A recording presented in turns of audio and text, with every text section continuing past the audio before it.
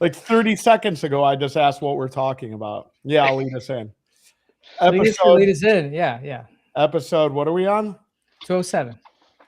Episode 207. Hey, guys, welcome to another episode of the Awkward Watersports Guys podcast, soon to be renamed and rebranded. I'm excited about that. Announcement's coming soon. Today, we are joined by a friend of the show, a partner, if you will, in both of my businesses, actually. Both my insurance guy for Destiny Water Adventures, and we have a corporate partnership, if you will, between Granite and Take My Boat Test, and wondrous as well. As always, the ever affable and very, very good-looking man. And I can say that because it's like looking in the mirror sometimes. Chris Murray, how you doing, buddy? I'm good, man. It's good to be here. And I'm glad to hear you finally say your insurance partner with Destiny Water Adventures. It's been a long time coming.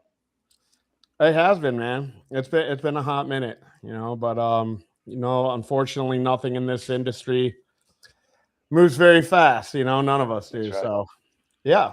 Same with Greg. I mean, this year, we're a wondrous partner too this year. Always a question I think a lot of people got asked, like, hey, why aren't you on wondrous? Or, is Chris your insurance guy? Like, no. It's coming, but Kevin had demand. Kevin had demands. He was a little picky. We had to make sure it was right. Things were built right for him, and now it's good.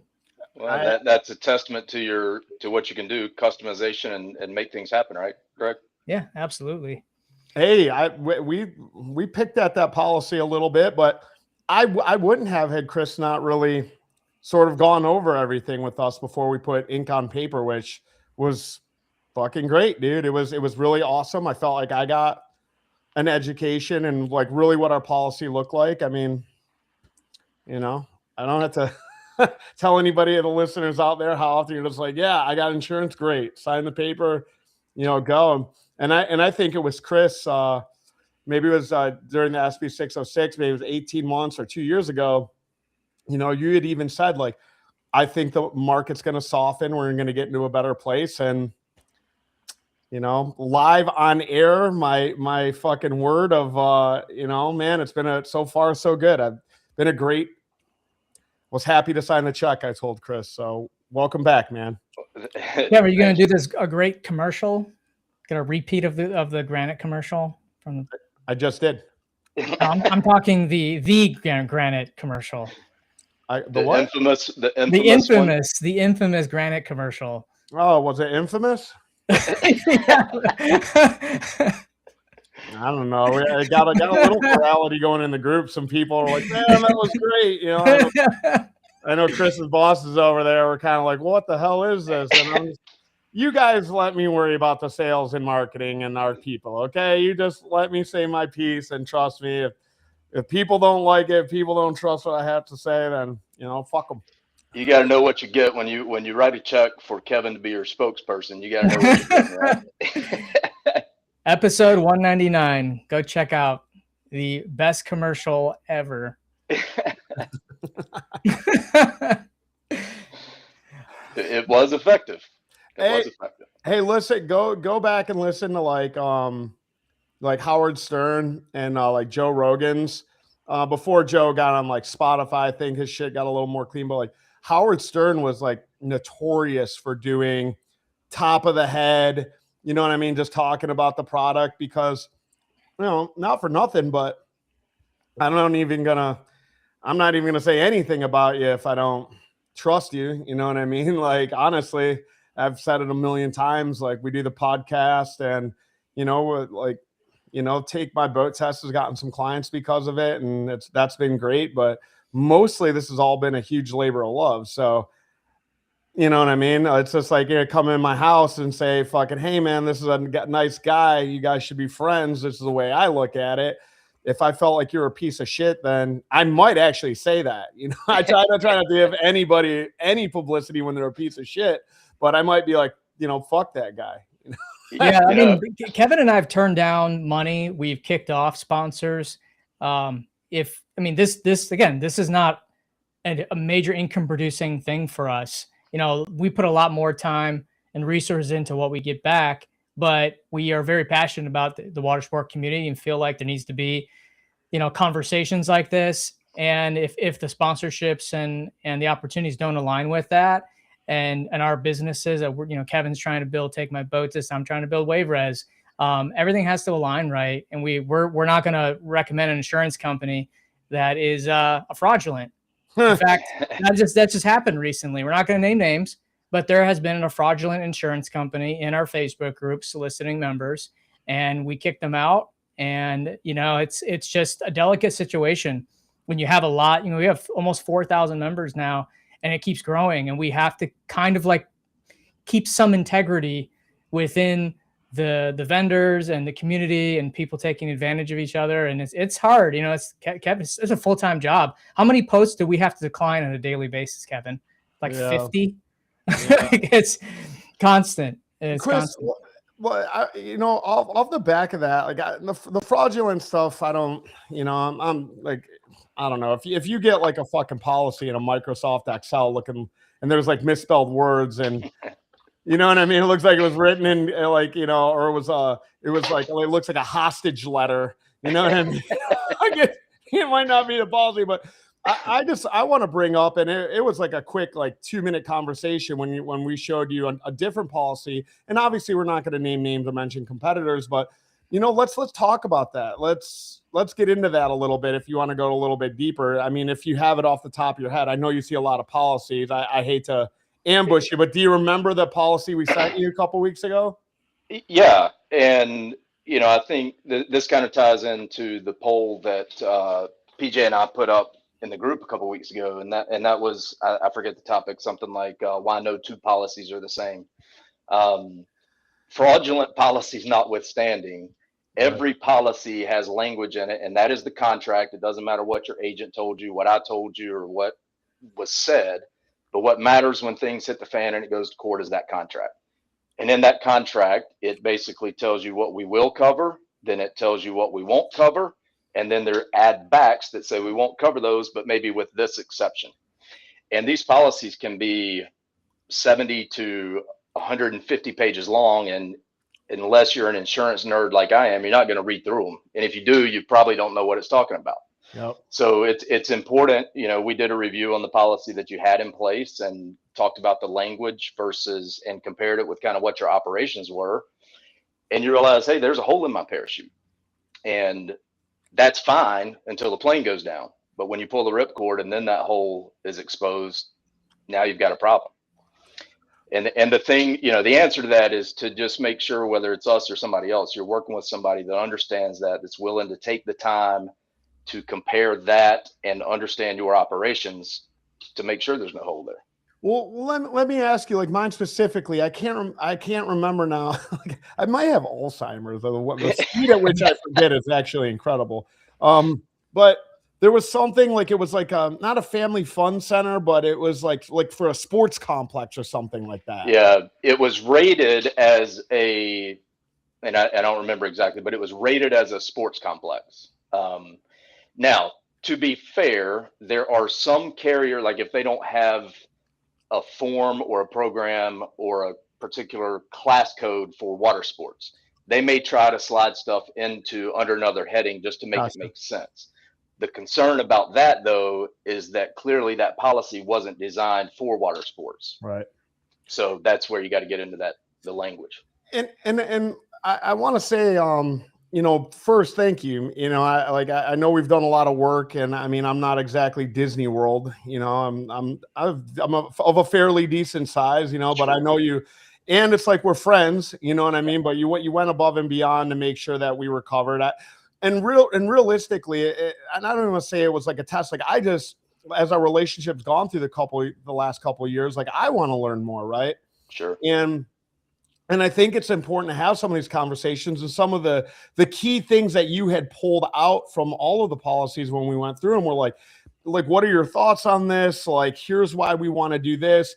And I know you guys have some, and I don't want it to go unsaid that while I'm like a tour and a livery and a jet ski business, you have and forgive me, of course, I forget her last name, but Jessica. Yes, Jessica Craig from First Flight. And walk me through that. Now I know she's got a background in parasail, but like where does she come into place as far as like helping with liveries and boat rentals or charters and tours? Sure. So Jessica, she started First Flight in the beginning, and so she's always been in the water sports and specifically parasail world. When she left First Flight, she started a risk retention group specifically for parasailing, and she is the underwriter for that program. Over the years, as we were developing our new exclusive program, she is now our underwriter on that side of things too. So she's still doing the risk retention group strictly for parasailing, and then for jet ski rentals, boat tours, all of the what I call water sports. She's our underwriter in that program as well. Yeah, and I'll say I really like that portion of it because on the I was running late for this episode, and there was an accident. Like every day there's an accident on 98, and I'm like, oh, you fucking idiots, man! Why can't you manage to get down this highway without killing each other every day? And then this lady comes flying up on the side of the shoulder. She must have known somebody maybe in the accident or something, because like a cop gets out and he's like trying to get her to stop and she's trying to go around him. It's like absolute fucking madness, right? And I'm like, it's funny. Like anytime like an accident or something happens, fucking, and it has like I'm getting ready to meet with you or we're at dinner, and I'm like, oh boy, accident around the insurance guy. Everybody hold their wallets. But I say all that because like in the parasail industry, it's 100% about awareness, right? Yeah. And in the livery business, it is too. When you look at, and I always use FWC, and if you're listening to this for somewhere else, I think Florida, as far as markets go, we're the largest market in commercial water sports, right? So without me going and reading accident reports from 49 other states, if you take the FWC's accident report, I would guess that it aligns with probably most of the country insofar as the causation for accidents. Well, I think, and it's funny because when we were doing our policy, and you're like, yeah, you said that you're like Jessica comes from the parasail world. I really like that because awareness on jet skis and boats is one of the main reasons that we have accidents in anything. It's like fucking paying attention, right? Yeah. Like same thing when you see an accident happen in the street, it's like, yeah, somebody didn't see that coming. When you're driving a parasail boat, I mean, you're watching the water, you're watching the sky. I mean, I've had blue sky lightning with a storm 10 miles out strike above my head. I mean, sunshine and rainbows, all of a sudden I thought I was bringing down 2 pieces of toast. You know what I mean? I'm like, oh, they're dead. It was so close to the fucking boat, dude. And I say all that because like, even with like 100%, 99.9% vigilance, like shit'll come out of left field. So when you're driving that parasail boat, you're always kind of like all over the place. And anybody that's got any experience in parasail understands that that's like a good, yardstick for like the entire industry, right? Like these guys are out on there, have high amount of utilization and exposure hours. Those boats are out there all day long. And when it comes to parasail, boat rentals, jet skis, it really does. They do have a lot of commonalities, but also share a lot of unique differences. But parasail is kind of like, I don't want to call it, one of the more dangerous ones, but it's like, oof, And the other thing too, Kevin, with her coming from that parasail world, when you and I first started talking, and I think it was 23, one of the questions that would come up all the time is, hey, what are best practices? And what there's no governing body telling us, hey, this is what you need to be doing and that kind of thing. And so just with her, as you know, on the parasail side, maintenance logs and weather logs and all of this stuff in preparation is so important. And some of you guys on the jet ski and boat side have been doing that, but just by chance, just because you figured it out on your own. So what she's been able to do for us is help us create sort of some guidelines and best practices and policies and procedures.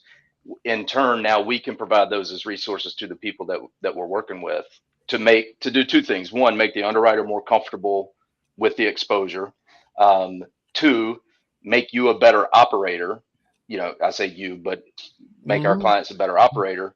And then drive down, and maybe not drive down, but stabilize the insurance premiums across the board for everybody. Yeah, and I think it even at like a greater, even the greater goal is like, right, to have that 100% safety record, to have that A++, man. Like nobody ever wants to pull anybody out of the water, man. I've been so close to that stuff, you know what I mean? Like where it hadn't happened to me. Yeah, I had a buddy fall off a schooner. The dock slipped right over next to us in Key West. He was 25 years old, man, dead. Hanging a sail. Like this is all of this stuff is even if it's a pontoon boat rental, if it's a fucking paddleboard, extremely high risk, man. That's right. And I say that because there was, like I'm going to tie this together here. I call it the Trump weave. It's like I ramble, but I'm going to get there. I promise we're going to have what's that movie with Leonardo DiCaprio where he's dreaming the whole time? Inception. We're going to have like an Inception moment at the end where it all comes together. I promise you. But, this guy was in the group, JP, and he brought up a couple things. And I was like, I'm not typing up a whole thing there. But he talked about tenure. And he's like, I don't believe that tenure, every business. And like, I'm with it, man. Like, I agree with you. Like, hey, man, get started. However, I think that with that, it's like, hey, man, I would love to start a fucking skydiving business. Never flown a plane, man. And to some of these guys, it's like, well, shit, dude, I don't even got an airstrip, bro. I'm gonna land it in my front yard. It's my property. Psychos, dude. But there's varying degrees, and this is what I mean, though.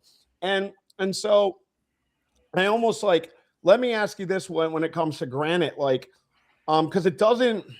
And I don't like, these are all different things: parasail, scuba, snorkeling, boat rental, jet skis. What are some of your, I'll use his word for it, but like tenure operational experience guidelines that you guys put in place? And if you want to touch on a couple of them, because I'm assuming it's not like a standard across the board. Right. Yeah. And if you haven't been in business for X number of years, we can't do it. There's nothing like that specifically found as far as tenure is concerned. But let's say it is a charter boat company, we're going to review the experience of the captains. I mean, obviously they got to have their credentials, but we're also looking for, have they done this before? Yeah. Do they have experience in the industry? And kind of the same thing, but a little bit different on, let's just take jet ski rentals. And we're not so much looking for experience as much as we're looking for, do they know what they're doing?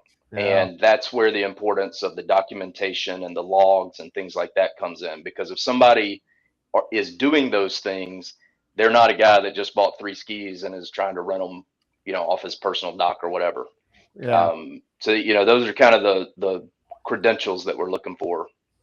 Yeah, and I like it, and I'm gonna start tying it in here when I said that's what I like about Jessica's, because for parasail now, like you guys will give companies, I don't want to push back on captains, right? Or walk me through what that looks like a little bit. Yeah, that's so second-hand understanding.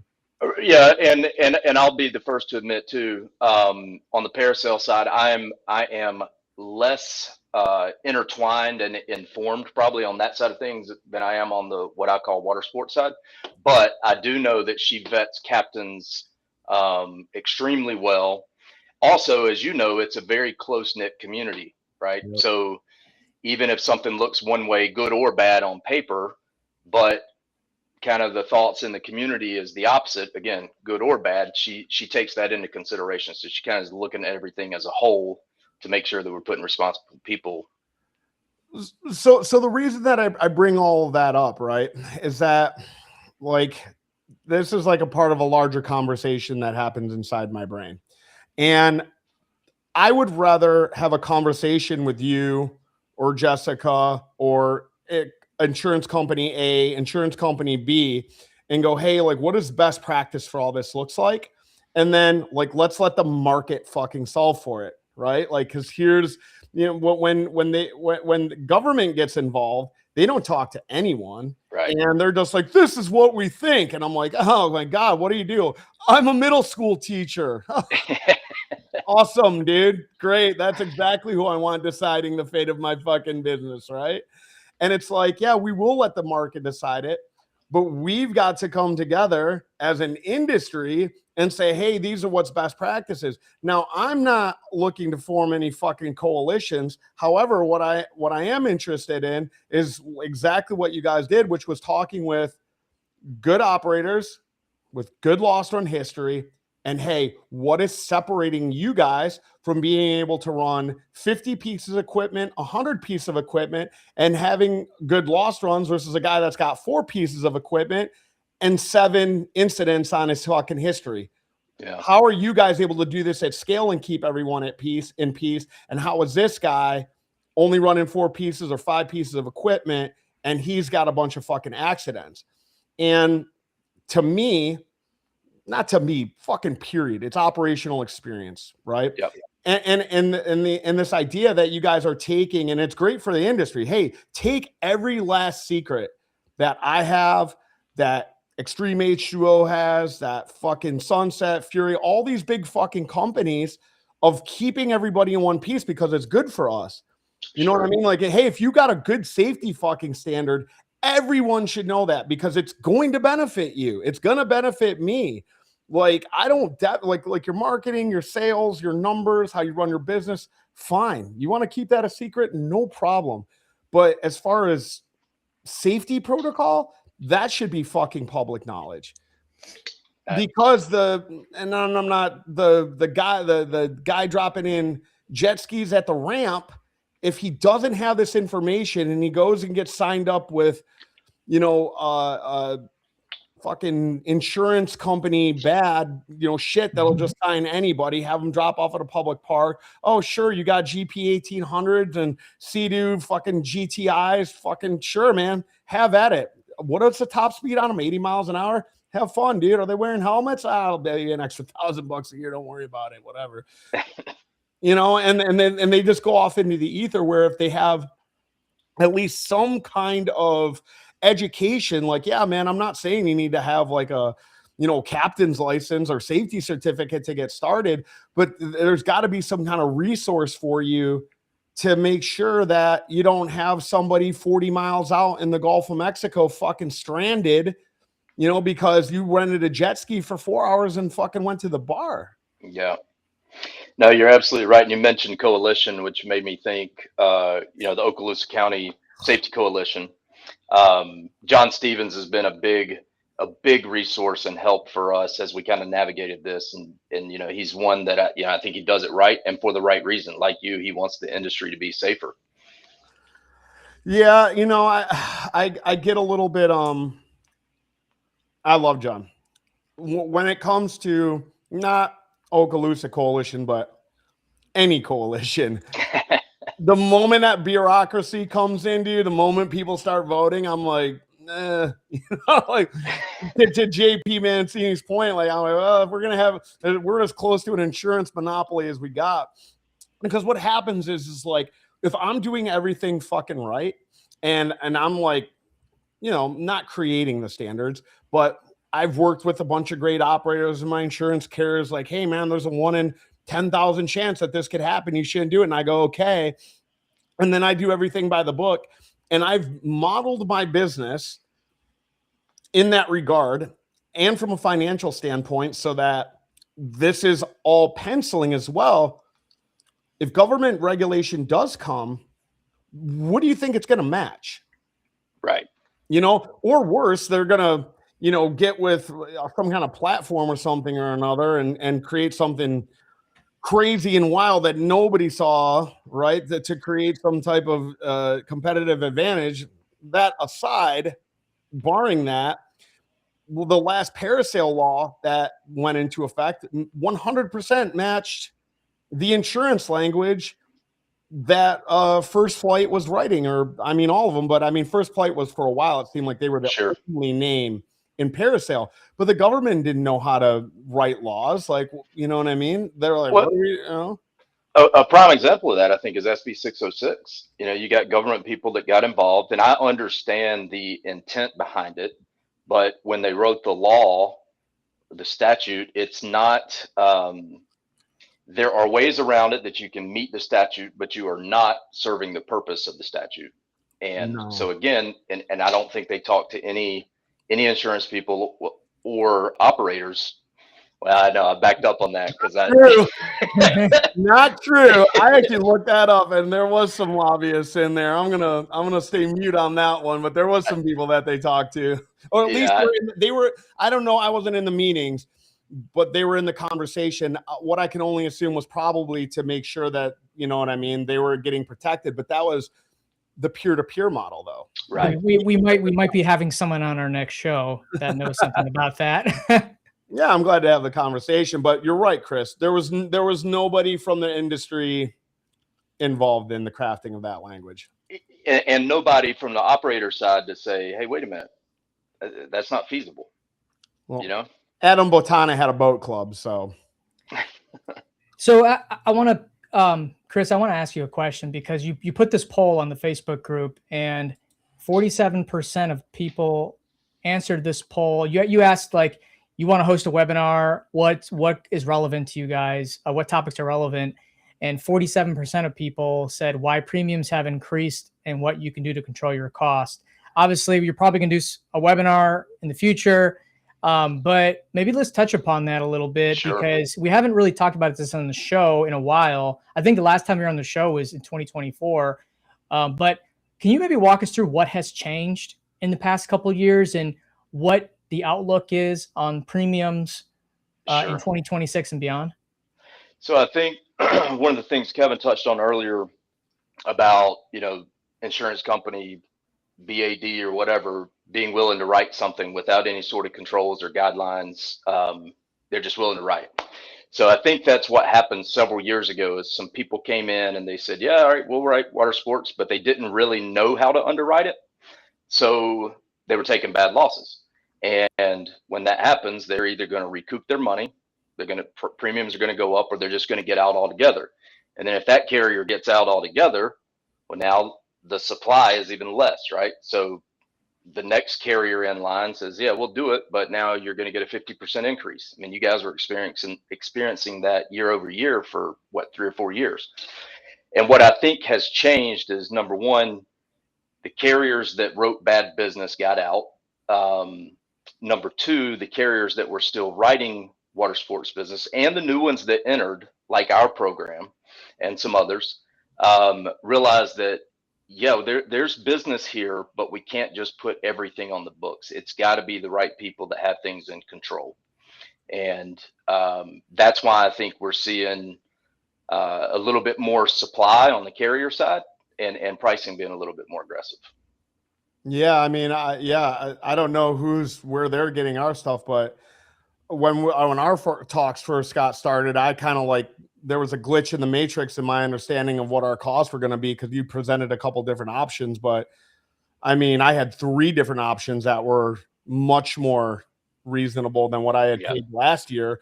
And then it was like, well, how much money do we want to pay versus what kind of great? All 3 of them were great fucking. And I'm not blowing smoke. I mean, yeah, Chris is a sponsor, but shit, man, I'll show receipts, dude. You know what I mean? I'm like, oh. At first, I was like, "Oh man, I guess we'll take this one." It seems like, and then I felt my partner. He's like, "No, those are all different options." Last year, our costs were like 140 grand. I was like, "We'll take the platinum one." We're still saving money, man. Take the fucking white glove, dude. I want the best one. You know what I mean? Protect my ass, dude. I'm like, well, goddamn, that's great. So. I mean, yeah, sponsorship aside, man. Chris, I've seen a lot of people in the group complain more than I have ever in the past. Just in the past 6 months, just everyone's like, what is going on with my insurance premiums? Do you think that some of this is the current carrier they're with is maybe looking to get out, or they're just not wanting to to write those policies, so they're just increasing the rate, or there's others out there and they're just not shopping and finding those options. Like, maybe talk a little bit about that and why that might be the case. Yeah, and without knowing which carrier they're with, it's hard to say for them specifically. But I will say this, and this is going to sound contrary to a lot of natural thought processes, but there was a conversation in there about recently about, yeah, that's why I shop it every year and this and that. And actually shopping it every year, if you move it every year, that can cost you. And let me sort of give an example. Let's say that carrier ABC, you got carrier ABC and carrier XYZ, and every year you go to ABC and XYZ and you shop it, and they deliver.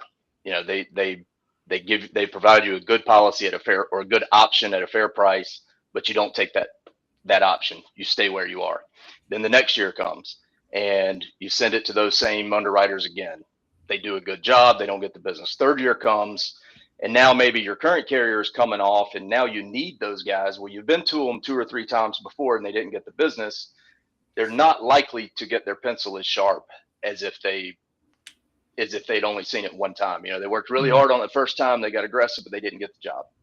And then, so to that same, sort of in that same breath, if you go to them and you say, hey, if the broker goes to them and they say, hey, look, I've got this account, this is what's going on with it, here's where we need the pricing to be, give us your best price, and you've got the business. You're a lot more likely to get a better price that way. The other thing I will say is that statistically, a carrier doesn't become profitable on an account until after 3 years. So if they're looking at your loss runs and they see for the last 5 years you've been with 5 different carriers, they're going to have to bump that premium up on the first year, assuming that you're going to leave the next year. That's a good point. So there's a strategy to it. Yeah, it's like the murky underbelly of high risk, like all of it says sometimes, like, it's just so fucking dumb, man. It's like the most complicated industry at times.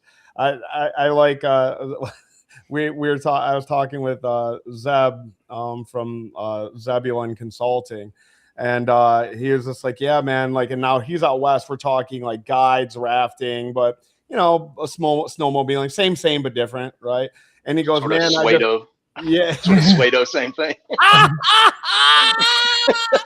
In infamy, man. See, this is why, like, you know, these corporate guys, man. You know, poor Zach, he got all wound up about that. You know, but it's like, man, you guys, you know, and your boss was like, look, man, this is blue collar shit talking industry, man. Like, if you want to get in good with those guys, you got to have dumb nicknames. You got to have Chris Tequila Murray and PJ. Hennessy. Hennessy. What was it? PJ. What was PJ's name? Was just PJ Hennessy, cognac or something. Oh, PJ Cognac Hennessy. I mean, look, if you want to fucking go, you want to play it safe, man. Go sell fucking Xerox copy paper machine or something. You know, I don't know, man. Like, this is, look at me, dude. Fucking look at me. I look like a fucking ex-convict. I am an ex-convict. I mean. Welcome to the fucking Terror Dome, dude. Suedo's the least. Actually, I don't even know what to think about. You got a little Mickey Mouse and then all these tattoos and Detroit hat. You're a very confused individual right now. He's a soft father at heart, though. I went to the gym and it was hot out. And it was the only tank top I got last time we were at Disney. My wife got me a fucking. I do like tank tops. She got me this. And so, I barely made it here in time, man. Things like drenched in sweat and doesn't smell good. I can promise you that. Yeah. I want to tie back. So we're talking because you're back to, hey, this is who I am. This is what I do. You know, I think for both of you guys, that's why the group is so effective, and certainly the port. Because look, you're going to shoot it straight. You're not just going to say something because somebody paid you to something. If you don't believe it, you're not going to do it. And you're going to be extremely transparent. And I think it's just the perfect kind of grassroots, a bunch of guys that are very similar, facing the same challenges and trying to figure out how to get through it. Yeah. And I mean, like, to that point, right? I don't know, like, the art of podcasting where you're supposed to drop pitches, but here it is, you know, it's like, and again, I mean, like, yeah, we're all going to make money if you work with us, but sort of like the whole point of this, like if you're going to get a discount with Granite, if you work with TMBT, you're going to get a further discount, right, with WaveRes if you're a WaveRes client.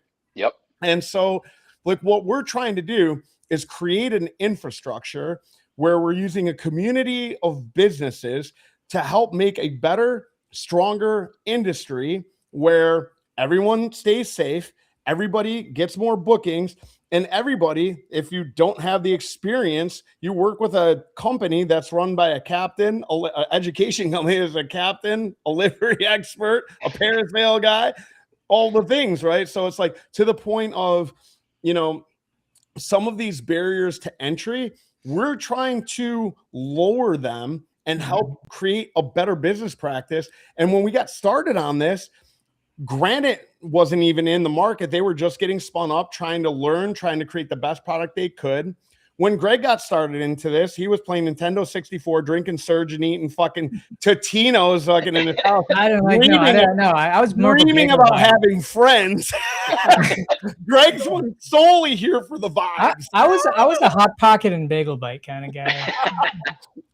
And, you know, again, look at me. When I got out of jail, I never thought an instant I'd be fucking out boat, man. You know, I joke, but you know, the point of this is like when we all got started like doing this, you know, it was to obviously create businesses and just do everything the same way you guys are. You're splashing your boat, you're splashing your ski in the water. You know, Chris is plugging in his computer and looking at Excel sheets, man. That's his boat that he's plugging in the water.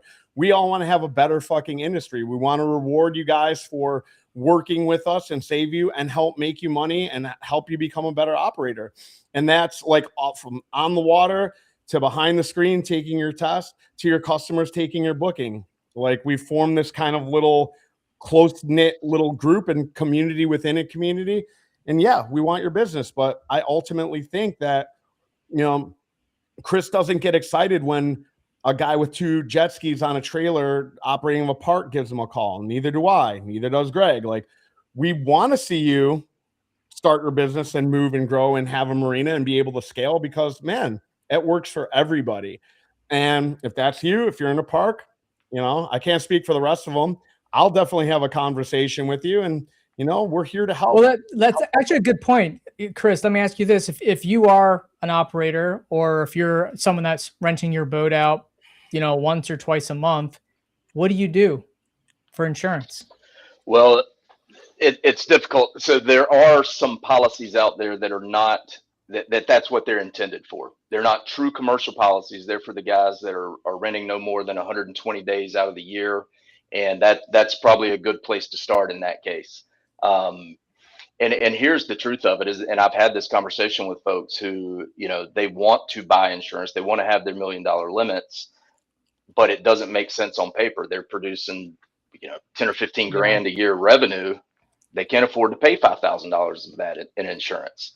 And I'll have a conversation with them at that point, and I'm like, look, you're right. It doesn't make sense on paper. Hopefully you've got an LLC, so it's not on your personal assets, but you may be forced to kind of self-insure that until you're at a point where it makes sense business and you've got assets to protect. Yeah. Now, as far as having to have something to get your livery permit and that kind of thing, you're really in a tough spot because if you're only doing 10 or 15 grand a year revenue, it's probably not a good business model. Well, what about a guy who's doing 50, 60 grand in revenue? Because look, man, there's some of these operators that are making full livings off of facilities. I mean, sure. So depending on obviously it's different. If you're a guy dropping off jet skis or a boat rental versus a captain charter, I'm sure it's going to be different. But what is your approach to that if somebody is actually doing meaningful revenue out of a, you know, a public boat ramp or yeah. So that in general, that's a red flag just in general, because that's not saying to me or the underwriter that you've got these processes and procedures in place, you know, emergency action plans if something bad happens.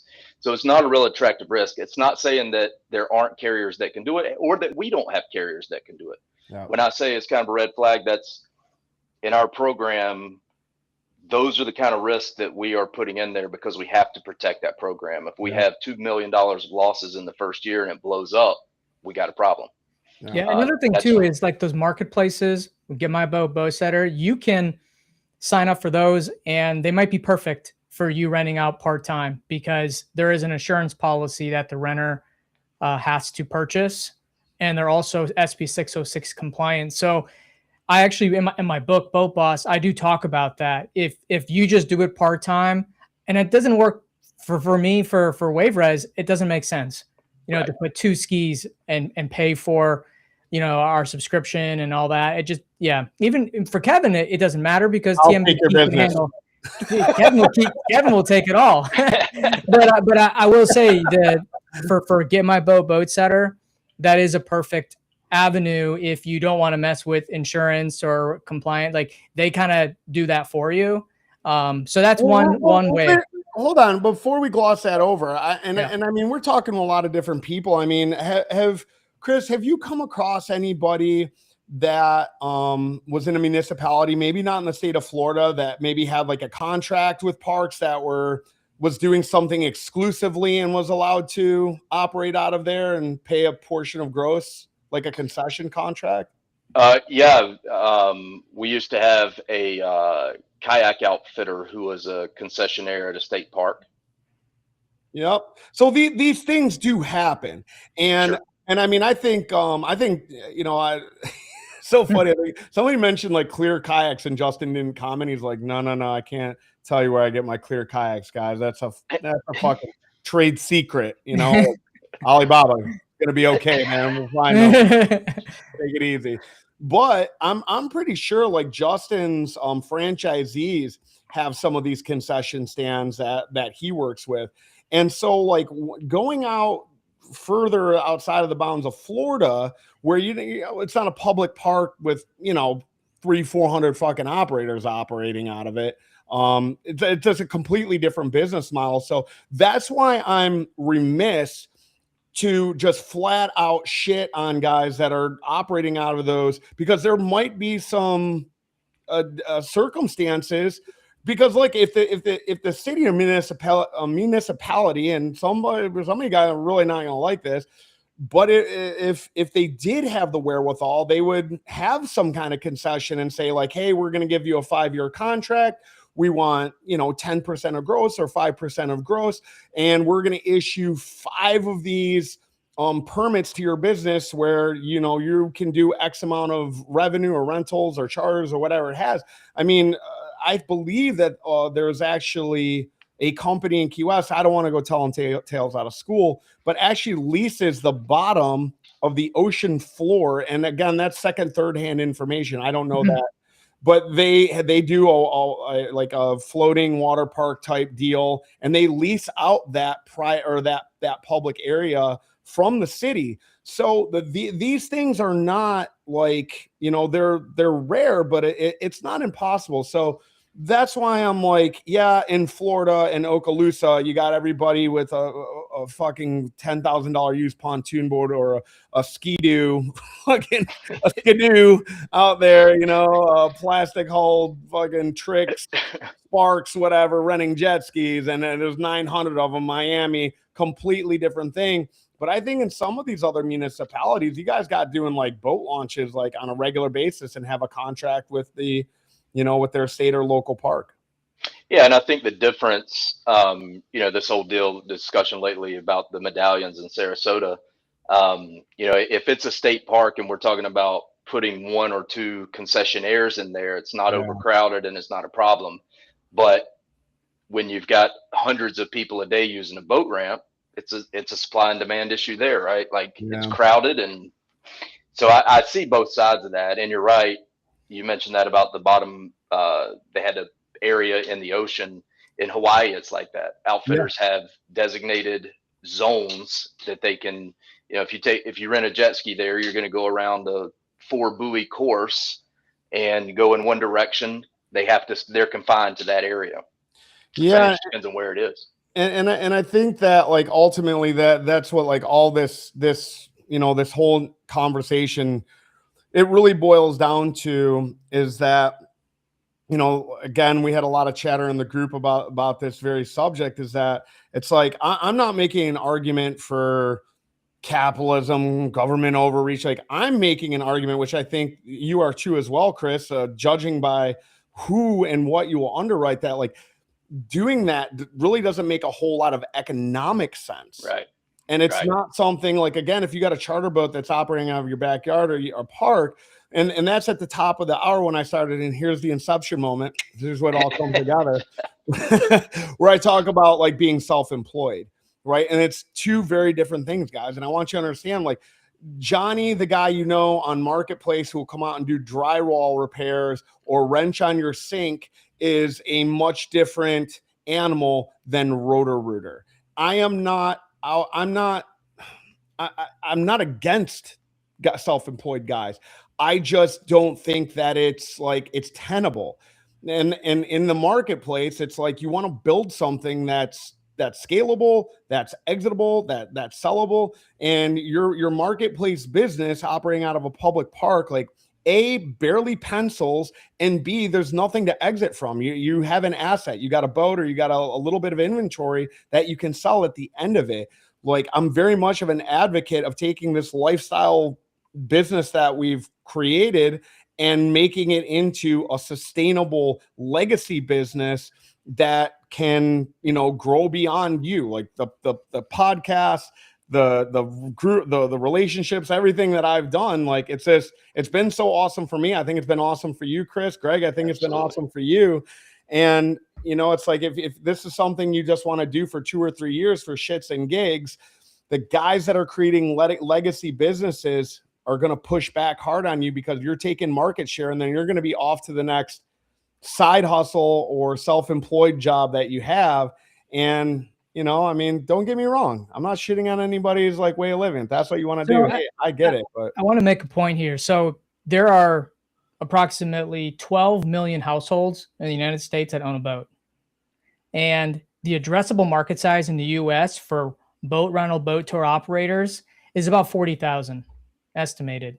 yeah. So less than 1% of boat owners in this country are actually renting their boat out. So there is a huge opportunity in this country for people to learn how to rent their, I mean, obviously we see Airbnb and how that has changed the sharing economy, but there's this huge opportunity, and we're going to see more people, especially with AI, white collar jobs are being, you know, disrupted. Yeah. People are going to find ways to make more money. They got assets, they got boats. Once they figure out how to do it, I think there's a lot of room for growth. I think these boat rental platforms like Get My Boat, Boat Setter, they haven't really found their footing yet. But once they do, the room to grow is massive. I mean, millions and millions of people could be renting their boats on the weekends. But what does that mean for insurance premiums? Well, the three of us are all out of a job, is, you know. Yeah, well, but also it could bring more people into the industry. Someone could rent their boat out. Like, we have that guy on our Facebook group. I forget his name, but he I guess he has a life situation happen. He decided to buy a boat, rent it out. Now he has a professional rental business. He started running. We're going to see more and more of that, and I've been hearing more. So, but you got to think, like, the opportunity. There's so much opportunity. We've only scratched the surface, and it's going to be interesting to see how that all plays out. Like, how these platforms make a difference, because people just don't know they exist. They don't know how to do it. And that's when Kevin in our book we wrote, we're the only 2 books that we're aware of on Amazon that actually show you how to start a rental business, boat rental, boat tour, boat rental business. So we have only scratched the surface on this whole, you know, sharing economy for boat rentals, boat tours, and all that. So it's going to be interesting.